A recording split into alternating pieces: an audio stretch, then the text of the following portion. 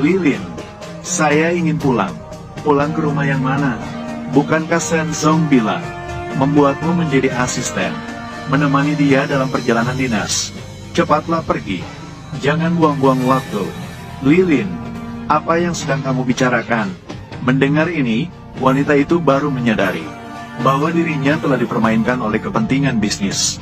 Tetapi saat itu suaminya menjelaskan lagi, meminta wanita itu untuk menemani presiden direktur beberapa hari lagi, sambil menunggu dirinya menguatkan posisinya sebagai manajer regional.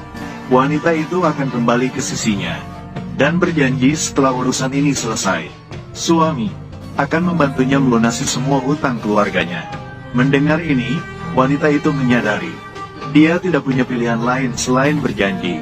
Namun, saat malam tiba, setelah keduanya selesai, presiden direktur tiba-tiba mengusulkan agar wanita itu segera bercerai, karena statusnya yang sudah menikah tidak terlalu nyaman, terlalu sering masuk dan keluar dari hotel.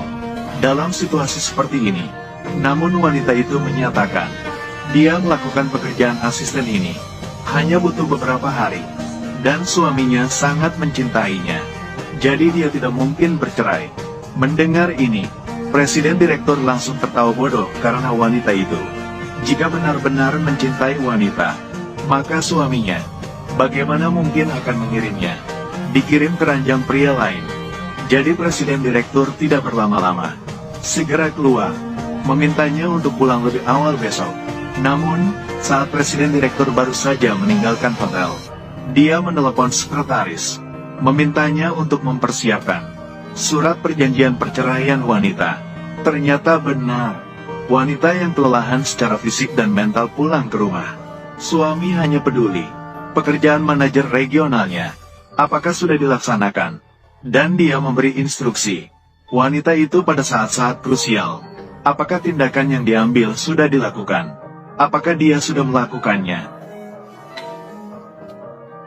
Saya tidak tahu. Jangan tanya aku. Mendengar ini, suami langsung panik. Saat itu, wanita akhirnya tidak tahan. Dia segera menyatakan bahwa dia adalah istrinya. Namun pria itu berulang kali mengirimnya ke pelukan orang lain.